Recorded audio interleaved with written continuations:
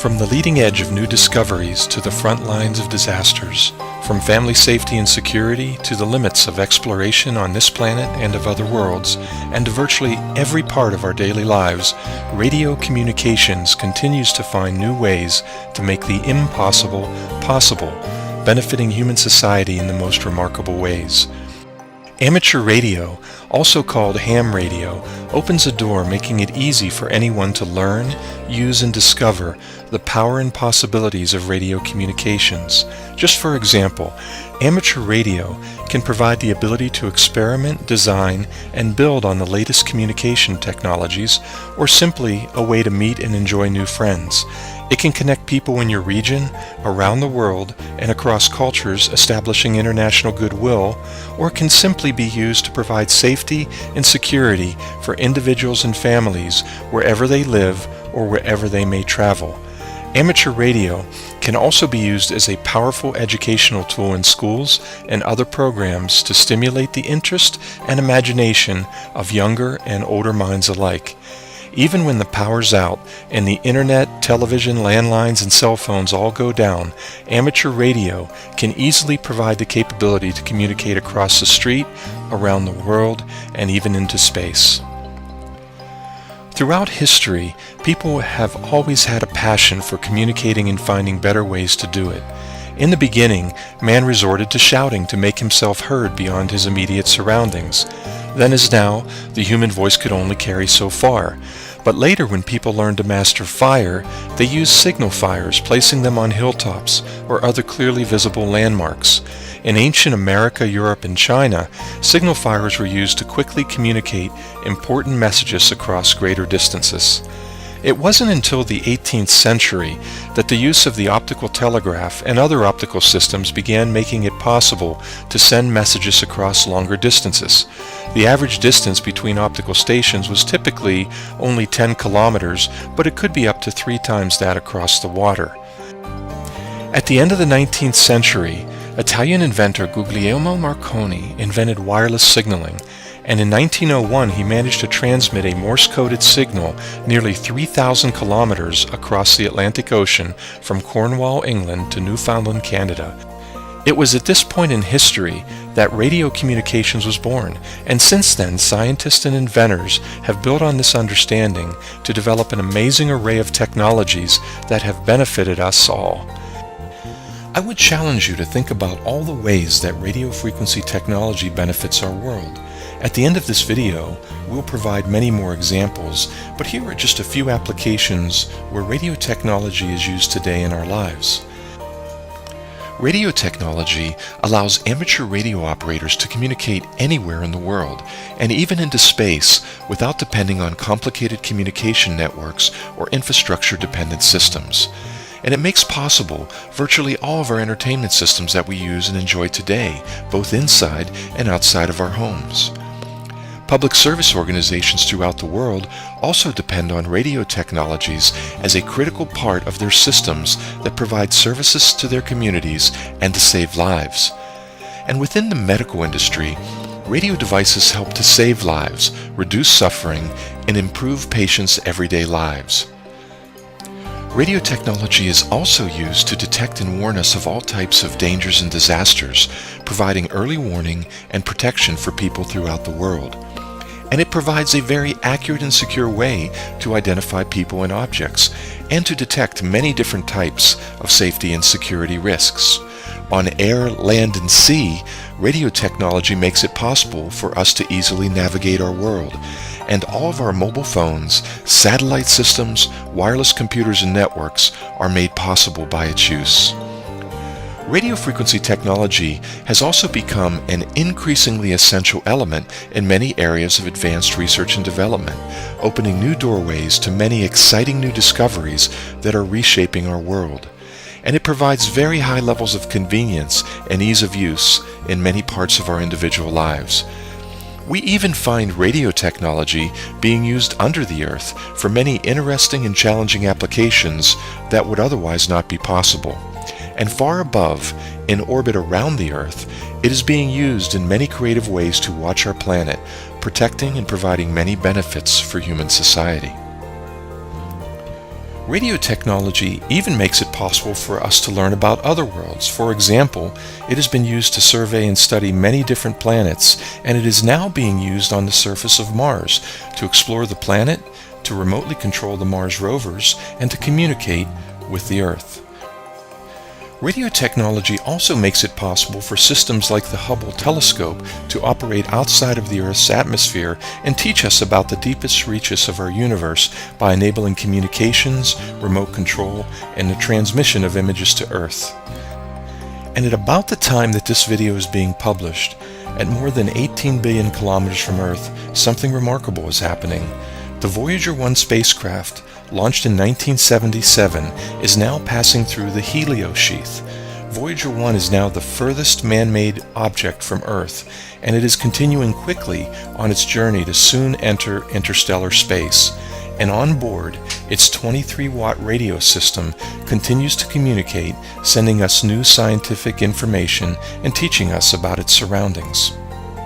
As you can see, from our homes and schools, in our vehicles and workplaces, under the Earth, above the Earth, and into the far reaches of space, you will find the use of radio communications technology everywhere. It's hard to imagine our world today if all of these capabilities were to simply disappear. Yet the use of radio is relatively new and young to human society, just slightly more than 100 years old. But more than any other communications method or technology, in this short amount of time, it has changed our world and understanding of the universe in an amazing way, and it's really only the beginning. As communications technology continues to evolve at an unprecedented rate, we will evolve with it. And all of this is made possible by that invisible natural resource we call the electromagnetic spectrum. The electromagnetic spectrum is a term used to describe all possible frequencies of electromagnetic radiation. Everything emits radiation, but only at certain frequencies. From radio waves to gamma rays, most of this radiation in the universe is in fact invisible to us. The propagation of these waves, consisting of alternating electric and magnetic fields, is not much different than waves crossing an ocean. Like all waves, they have a frequency measured in hertz, which counts the number of waves that pass by a point in 1 second. They also have a wavelength that measures the distance from the peak of one wave to the peak of the next. Different frequencies in the electromagnetic spectrum are better suited, due to different physical phenomena, for different applications. However, they are all fundamentally the same. Radio waves, the lowest frequency in the spectrum, are no exception and range from 3 kHz to 300 GHz. This includes the frequencies just above human hearing all the way up into extremely high microwave frequencies. Many radio waves can be broadcast at the same time. As long as they are transmitted on different frequencies, none of them will interfere with the others. Amateur radio operators are granted the permission by most nations of the world to use and experiment with specific frequency bands that are spread out across most of this radio frequency spectrum. So why amateur radio? Well, some people are attracted by the ability to communicate across the country, around the world, or even with astronauts on space missions. Many volunteer their time, equipment, and knowledge to prepare and provide support to their communities in times of disaster. Others build and experiment with electronics. Computer hobbyists find packet radio to be a low-cost way to expand their ability to communicate. Those with a competitive streak enjoy DX contests, where the object is to see how many distant locations they can contact. And some simply like the safety, security, and convenience of a technology that gives them portable communication anytime, anywhere. But all seem to use it for one thing in common, and that is to open the door to making new lifelong friendships made over the air or through participation in the many amateur radio organizations, activities, and events that occur around the world. So who can use ham radio? The answer is anyone. Amateur radio operators come from all walks of life: movie stars, missionaries, doctors, students and politicians, truck drivers, and just plain folks. They are all ages, sexes, income levels, and nationalities, and include people with all types of abilities and disabilities. Worldwide, there are millions of licensed amateur radio operators from virtually every country of the world. Whether they prefer Morse code on an old brass telegraph key, voice communication on a handheld radio, or computer messages transmitted through satellites, all have an interest in what's happening in the world and use radio to reach out. These amateur radio operators form a worldwide community using the airwaves with every conceivable means of communications technology. It consists of people who enjoy learning and being able to transmit voice, data, and pictures through the air to unusual places both near and far without depending on commercial systems. Most of the time, amateur radio is the most fun you can have with a radio. It's a way to talk with people around the world, to send email without any sort of internet connection, and to keep in touch with friends across town or across the country. In most countries, using amateur radio requires a license, but a license is easy to acquire and gives radio amateurs permission to use and access more frequencies, bands, and power levels that are otherwise not available. But amateur radio also has a serious face as a very important emergency communication system. National agencies around the world have created special amateur radio services to fill the need for a group of experts with stations who can provide backup emergency communications in times of disaster. This has become a vital worldwide service that has rendered aid, saving lives again and again when regular communication systems have failed. So what do radio amateurs do during and after disasters? It's important to remember that our world does rely heavily on the infrastructure that makes our cell phones, landlines, and internet all work. However, sometimes things go wrong. These systems get overloaded, they suffer power outages, or they simply fail. There is so much that can go wrong in the infrastructure of these systems, and this is where amateur radio comes in. Amateur radio operators are most likely to be active after man-made or natural disasters that damage these lines of communications due to power outages and destruction of telephone, cellular, internet, and other infrastructure-dependent systems. In these situations, radio is typically the only way to get communications into and out of an area. In case of disaster, whether it is accidental or natural, amateur radio operators can be deployed rapidly on a volunteer basis, providing a communication system that is both functional and efficient. Using their own time, equipment, and knowledge, they set up and operate organized communication networks locally for governmental and emergency officials, as well as provide non-commercial communication for private citizens affected by disasters. This provides a critical public service that would otherwise not be possible. In many cases, it is the amateur radio operators that are the first to respond to disasters, providing primary or supplemental communications as emergency response services set up camps and command posts and get organized. In these situations, radio amateurs also regularly provide the capabilities for the emergency response crews to reach home. These volunteer radio amateurs are constantly working to ensure they are always ready for disasters before they occur. They regularly maintain their own emergency communication systems, maintain and manage remote repeater networks, and design and implement new communication stations as needed. They also manage and regularly practice emergency communications in organized communication traffic nets and in exciting and educational events called field days. Field days have been proven to be a great way to test emergency communications operation, assure radio operators can be deployed rapidly in response to a disaster, and to ensure that reliable communications can be made using only emergency resources. You will also see radio amateurs making themselves available to provide public safety during parades, fairs, and many other special events. They do this typically to provide a community service, and of course it's fun, but it also helps them maintain their own radio skills and emergency preparedness. The public services provided by amateur radio operators are coordinated by different informal and formal groups that manage communication during emergencies.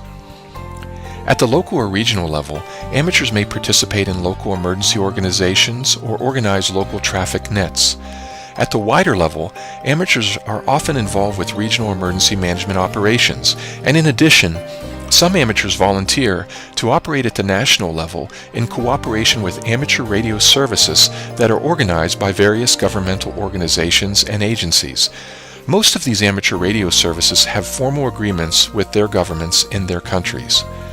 In some locations, amateurs also provide important messaging services for those without communications, or they even get involved in collecting and sharing emergency weather information with National Weather Services for analysis and dissemination to the public.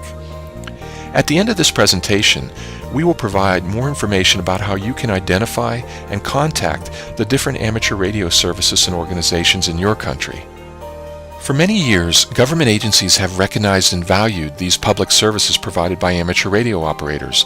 They also recognize and value how radio amateurs throughout history have advanced radio communications technology, technical skills, and international goodwill. And as a result, they provide licensed amateur radio operators with the permission to use and experiment within frequency bands spread across the entire radio spectrum, including frequencies from just above the AM broadcast band all the way up into extremely high microwave frequencies. It is sometimes easy to forget that this radio frequency spectrum is a very limited natural resource, and that it is used in ways that are very important and essential to the safety and well-being of the world's population. Because of this, and the fact that radio waves do not stop at international borders, frequency allocation is controlled by international law with the support of the nations of the world. The International Telecommunication Union, the ITU, oversees how much radio spectrum is set aside for amateur radio transmissions. The ITU is the steward of the global framework of the spectrum, working to ensure non-interference while also promoting its use for the best interest of all countries and the people of the world. Individual amateur stations are free to use any frequency within authorized frequency ranges, which may vary by country and the class of the station license holder. The modes and types of allocations within each range of frequencies is called a band plan, and may be set by international agreements, national regulations, and also by agreements between amateur radio operators. National authorities regulate the amateur usage of these radio bands, and some bands may not be available or may have restrictions on usage in certain countries or region of the world. For amateur radio bands that differ by region, international agreements define permissions and restrictions for their use. So what can we do with amateur radio? Well, the number of ways that amateur radio operators are able to communicate is perhaps limited only by the imagination, but here are some of the most common methods that you might see radio amateurs use today.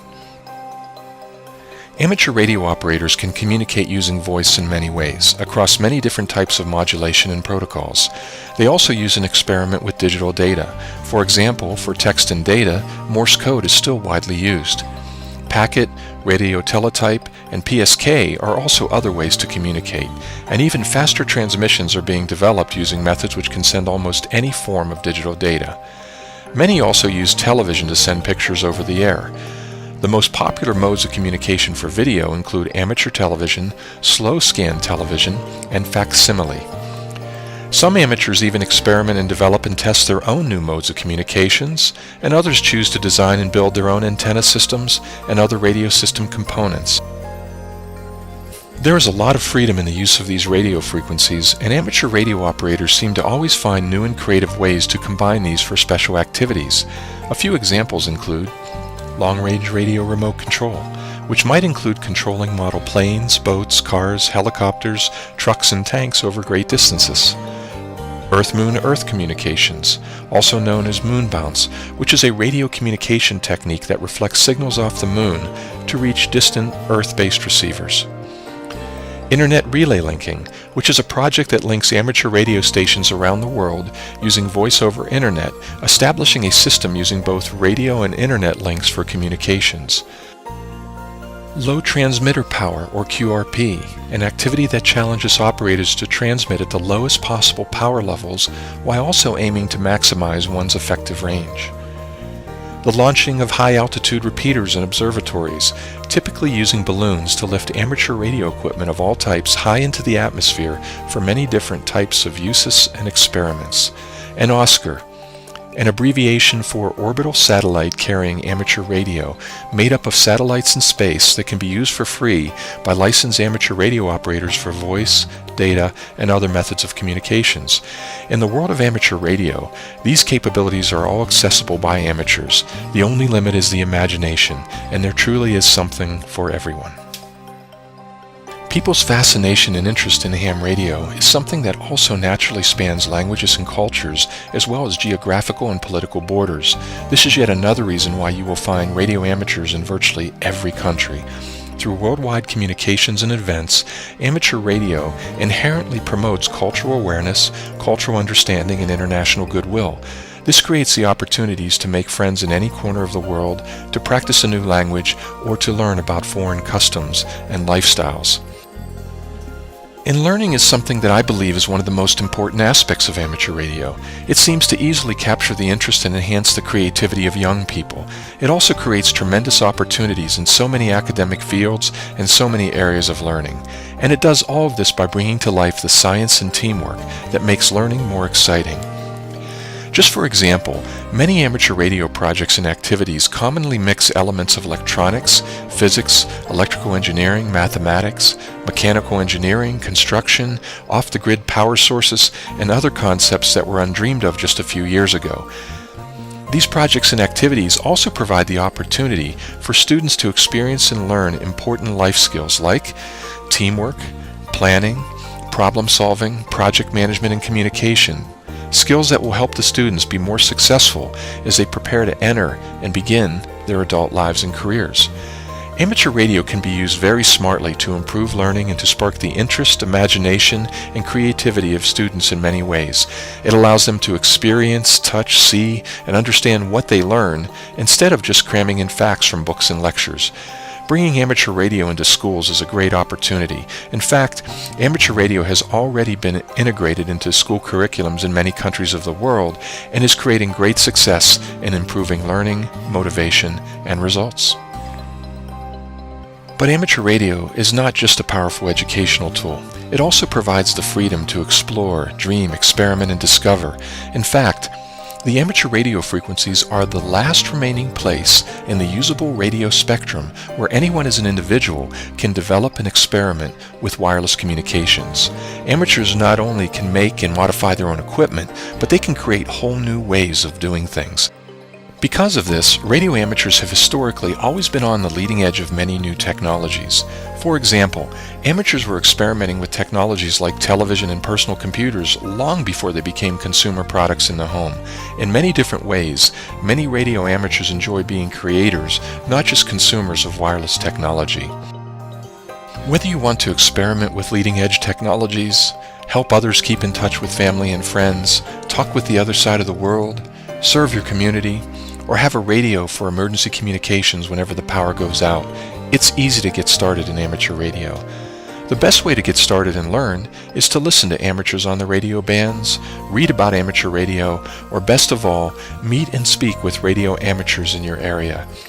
Most amateur radio operators will welcome your interest and take pride in their ability to elmer or teach newcomers the ropes to get them started in the hobby. They can explain the license requirements in your country, guide you in preparing for any examinations, and advise you on what to consider when selecting your first radio. It's easy to get on the air, and we'll provide some links to information to help you learn more at the end of this video. In just a few short years, radio communications has completely reshaped our world and daily lives, and it will continue to advance at an unprecedented rate. Amateur radio will continue to bring people together throughout the world, and it will continue to provide the opportunities to explore, dream, and discover the power and possibilities of radio communications technology. Amateur radio is a hobby and a privilege that gives us the world, a world of learning, a world of safety and security, and a world of helping others. We may not know today what the world will look like in another 100 years, but to be sure, radio technology will continue to evolve, and our world will evolve with it, and it will never be the same. And most likely, history will show that radio amateurs will have been at the leading edge of that future, dreaming and building it, just as they always have done before. Thank you for listening, and I hope you decide to tune in and explore the world of amateur radio to see what it can offer for you, your friends, and your family. 73.